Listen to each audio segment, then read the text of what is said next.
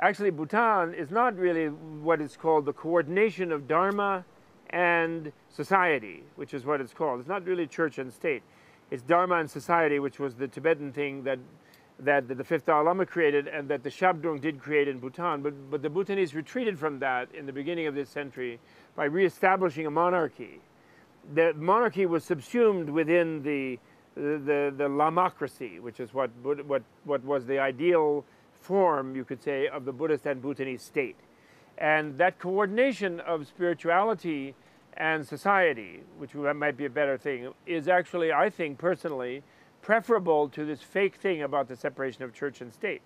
And in a way, there is a separation of church and state because the fusion of Dharma and society means that the primary aim of society becomes education in the nature of reality. Now, however, with a different level of infrastructure that has come about, in a way inadvertently, mostly developed in the West for the purpose of warfare. Most of our technology has come out of the wish to dominate in warfare.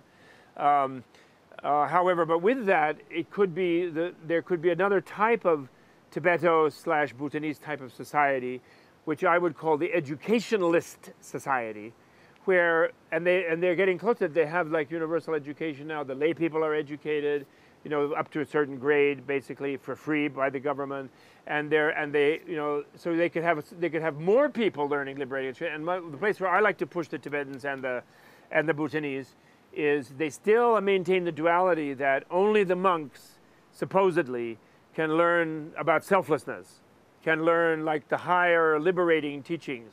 The others are supposed to just sort of be faithful, go to the ritual, say yes to the monks, and then maybe do some economy and do some banking or something, but they're not supposed to try to understand those deeper scientific, if you will, Buddhist teachings.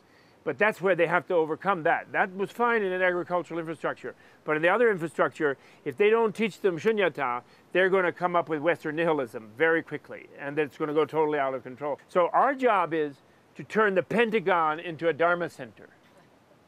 No, that's our job. We could still have a few troops here and there. Some, you know, that doesn't mean we're going to like open every border, do everything all in some chaotic way. If we do it consciously, we'll do it in a practical way. But that's the job, to turn the priorities of our society toward liberating people internally, having people feel more alive in a very important way. And then they will, of course, contribute in very creative ways.